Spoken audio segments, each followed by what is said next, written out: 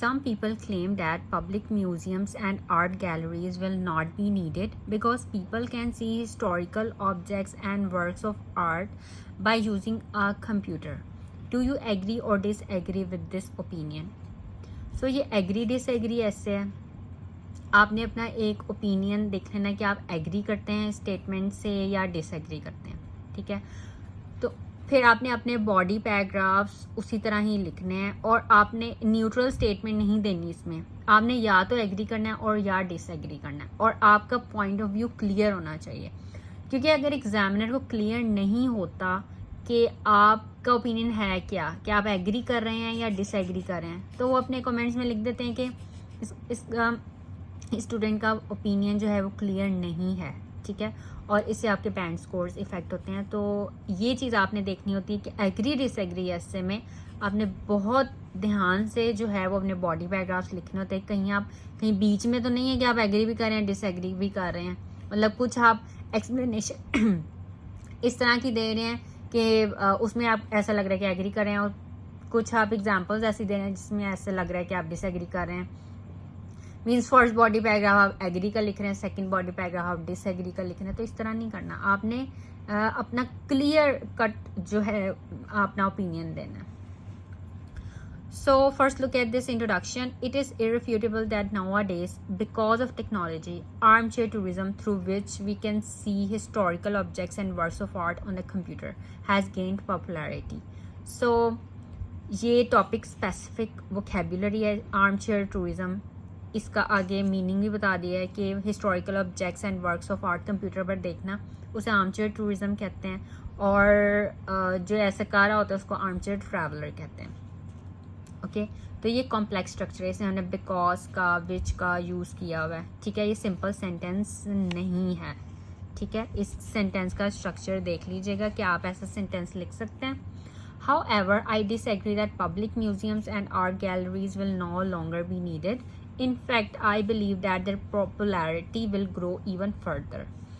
तो मेरा ओपिनियन ये क्यों है, मैं डिसएग्री क्यों करती हूँ इससे, क्योंकि जब एक आर्मचेयर ट्रैवलर जो है कंप्यूटर स्क्रीन पे या टैबलेट्स या मोबाइल फ़ोन्स पे जब देखते हैं हिस्टोरिकल ऑब्जेक्ट्स तो उनमें और क्यूरियोसिटी पैदा होती है कि वो जाके खुद देखें, ठीक है।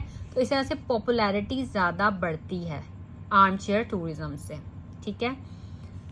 First of all, computers can never replace real public museums and art galleries. No matter how real and vivid computer images are, they are only images and can never be likened to the historical objects and works of art that we see in the real, or even might be allowed to be to touch with our fingertips. अब conjunctions का use करना आपको आना चाहिए। अगर आप conjunctions use कर सकते हैं, अगर आप कॉम्प्लेक्स स्ट्रक्चर्स लिख सकते हैं, तो आप डेफिनेटली जो है वो अपने डिज़ायर्ड बैंड स्कोर्स अचीव कर सकते हैं, ठीक है। अब जैसे हमने इंट्रोडक्शन में देखा because, which, how ever, in fact use किया हुआ है, इधर first of all, that, even, rather than, ये वर्ड्स यूज़ किए हुए हैं। अब आप क्या रादर देन यूज़ कर सकते हैं अपने ऐसे में? अगर आप अपने सेंटेंस में रादर देन यूज़ कर सकते हैं तो वेल एंड गुड, क्योंकि ये ऐसे वर्ड्स हैं जो आप अपने हर ऐसे में यूज़ कर सकते हैं। इन वर्ड्स को यूज़ करके आप कॉम्प्लेक्स स्ट्रक्चर्स लिख सकते हैं, ठीक है, जिससे आप एग्जामिनर को इम्प्रेस कर सकते हैं। The difference can be compare to seeing the picture of a mango rather than actually eating it, okay.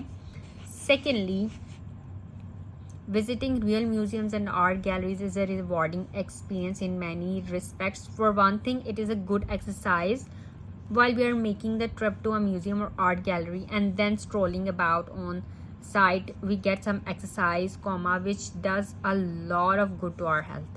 अब इस सेंटेंस को देखें, हमने while से स्टार्ट किया है, while we are making the trip to a museum or art gallery, ठीक है।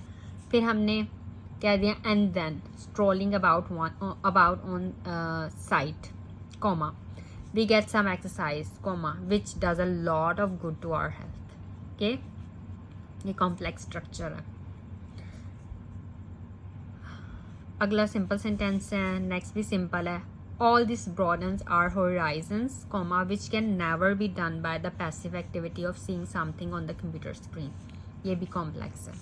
ठीक है, which can all this broaden our horizon. अगर हम यहाँ पे कॉमा लगा दें तो ये सिंपल सेंटेंस होगा, लेकिन नहीं, हमने फुल स्टॉप लगा दें। अगर फुल स्टॉप लगाएंगे तो सिंपल सेंटेंस होगा, लेकिन हमने फुल स्टॉप नहीं लगाया, हमने कॉमा लगा के विच लिख के एक्सटेंड कर दिया सेंटेंस को। एक्सटेंड कैसे किया? All this broadens our horizons which can never be done by the passive activity of seeing something on the computer screen. Okay? आपको सेंटेंस को एक्सटेंड करना आना चाहिए। Finally, I believe that after seeing these objects and museums, are craving to actually see these increases even more, and so we make efforts to go and see these places. Beautiful sentence. Even use किया and so use किया। And so as आप use कर सकते हैं ये words अपने sentence में, आपको यूज करना आता है। सो एज, तो इवन यूज करके increases, craving to actually see this increases. अगर हम यहाँ पे फुल स्टॉप लगा देते तो ये सेंटेंस इधर खत्म हो जाता, लेकिन नहीं, हमने इवन लिख के even more, and so we make efforts to go and see these places. The overwhelming number of tourists to these places that has been increasing year after year can prove this. At certain times, especially when it is temporarily impossible for us to visit museums and art galleries in person, we can get a rough picture of what are on display on site. However, used in conclusion, armchair tourism is there today, but museums and art galleries will still be needed. So, ये जो words हैं इनको देखें, ये topic related vocabulary words हैं, mean synonyms हैं, कि अगर आपने ये जो वर्ड्स दिए हुए हैं ऐसे प्रॉम्प्ट में, इनको रेपिटेशन ना करें, आप जो हैं ये सिनोनिम्स या topic related vocabulary words use कर सकते हैं। और ये जो कलर्ड में ये वाले, ये आपको यूज़ करने आने चाहिए कॉम्प्लेक्स स्ट्रक्चर्स लिखने के लिए, ठीक है, क्योंकि आपने सिर्फ सिंपल सेंटेंसेस नहीं लिखने अपने एसे में, आपने कॉम्प्लेक्स स्ट्रक्चर्स लिखने हैं। Okay, so read this essay and then write this essay in your own words, and if you have any questions you can ask me in comments.